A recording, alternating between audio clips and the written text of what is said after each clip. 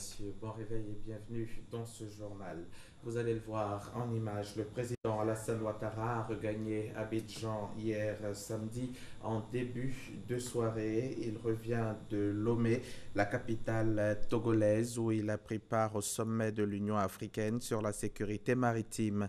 Sommet marqué par la signature d'une charte historique, une charte de lutte contre l'insécurité maritime. Nous y reviendrons dans nos prochaines éditions.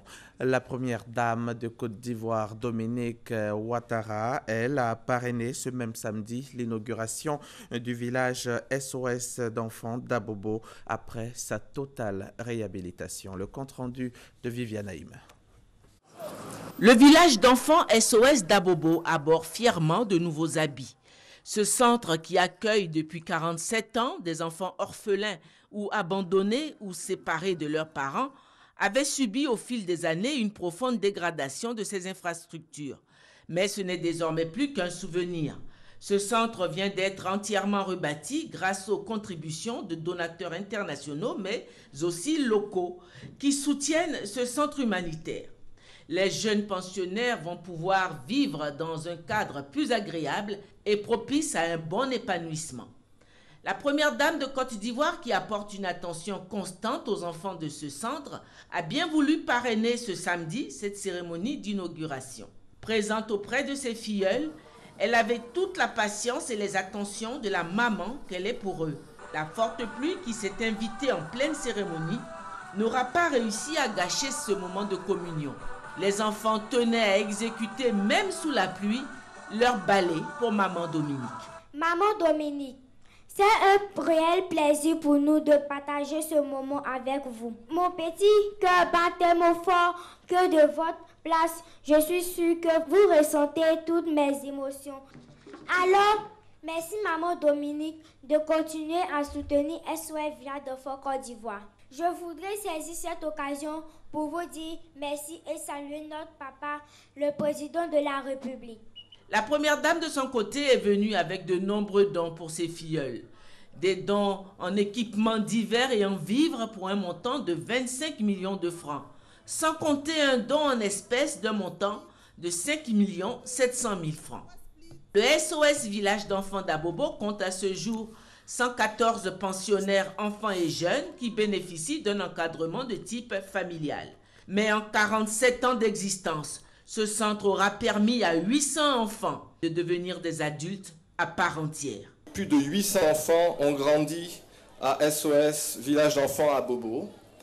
Et parmi eux, il y a de grands cadres, notamment des banquiers, des docteurs, des pharmaciens, des professeurs, des jeunes qui gèrent leurs propres affaires.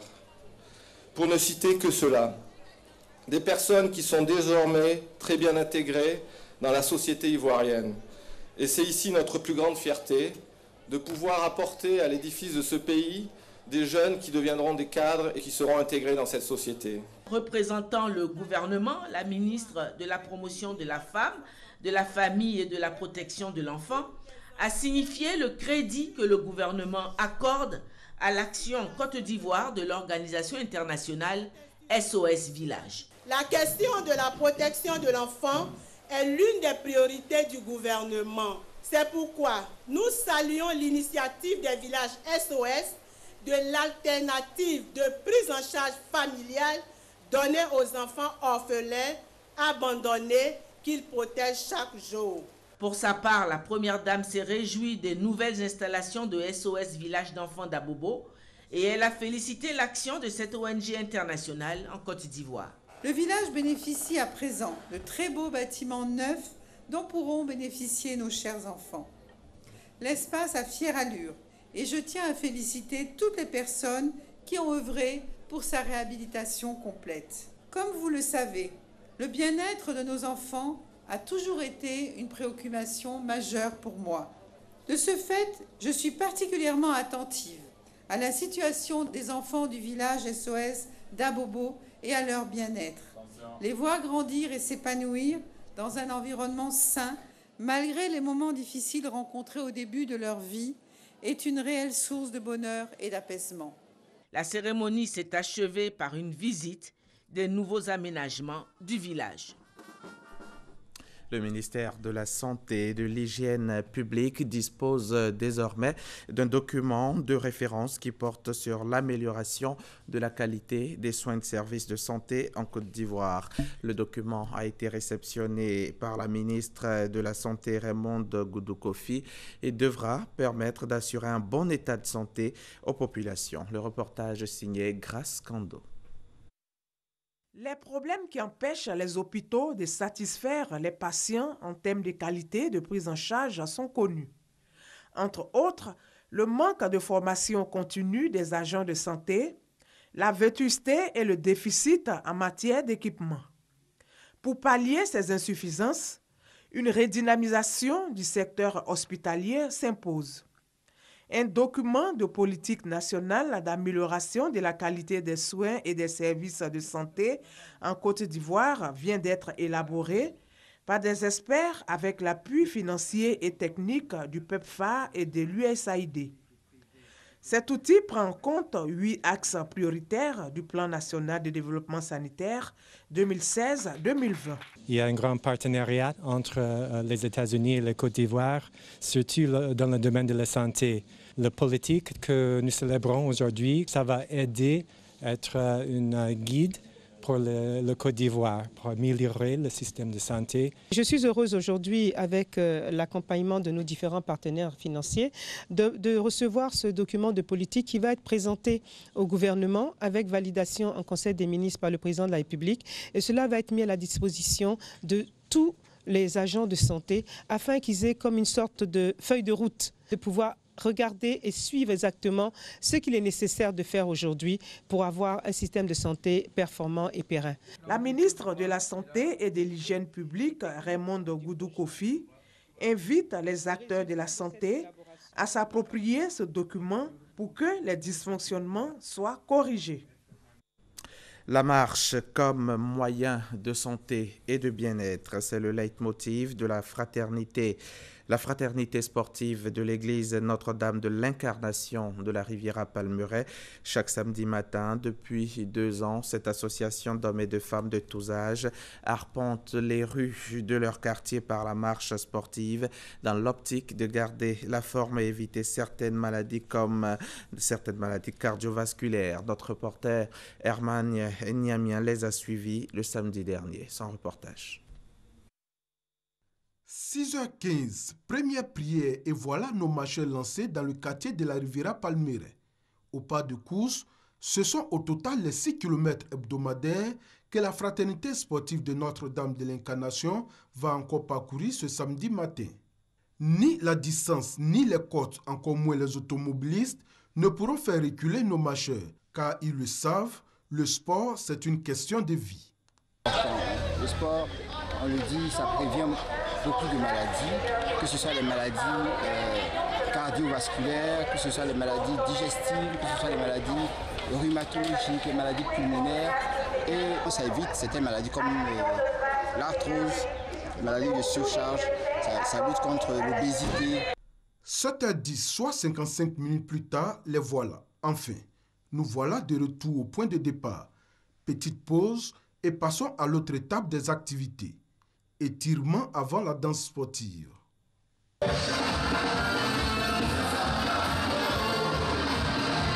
Puis, les mouvements au sol. Enfin, la relaxation qui met fin à cette séance matinale. Fin à la séance, mais pas fin à la bonne santé et au bien-être que recherche depuis 2 ans dans la marche la fraternité sportive de Notre-Dame de l'Incarnation. Bientôt, un outil technologique aux policiers pour effectuer les contrôles des titres de transport. C'est un téléphone configuré et doté d'une application qui permet de vérifier en 30 secondes l'authenticité, par exemple, d'un permis de conduire. C'est une initiative du ministère des Transports à travers le Centre de gestion intégré. Avant la mise officielle de cet outil aux forces, la remise officielle de cet outil aux forces de l'ordre, une cinquantaine de policiers ont été formés ce samedi à Abidjan à l'utilisation du matériel. Francis Boifo était présent pour RTI. À partir d'un téléphone portable configuré et doté d'une application du Centre de gestion intégré CGI, il est possible de vérifier l'authenticité des titres de transport sur toute l'étendue du territoire.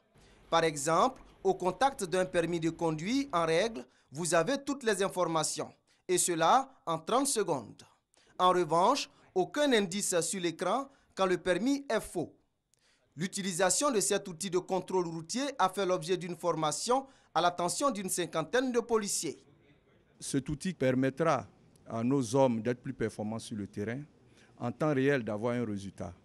Et donc, je dis c'est l'amélioration des conditions de travail du policier qui est ainsi créée par cette structure. Cela nous permettra en temps réel d'enlever les permis inutiles sur le terrain. Pour le directeur général du Centre de gestion intégré, Ibrahim Koné, l'utilisation des technologies dans la sécurisation des titres du transport s'inscrit dans la vision du gouvernement. À partir du moment où vous avez un accès sécurisé à l'information, vous avez la possibilité d'améliorer votre capacité de réaction et d'améliorer vos capacités opérationnelles sur le terrain. C'est l'objectif de la réforme actuelle.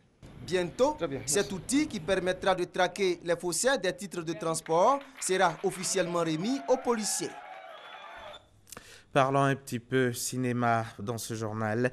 Les chaînes de télévision RTI et Zi International ont réalisé une coproduction intitulée « Au milieu d'un rêve », une coproduction qui s'affiche comme un trait d'union entre Bollywood et Babywood. Les précisions de Christelle Menant.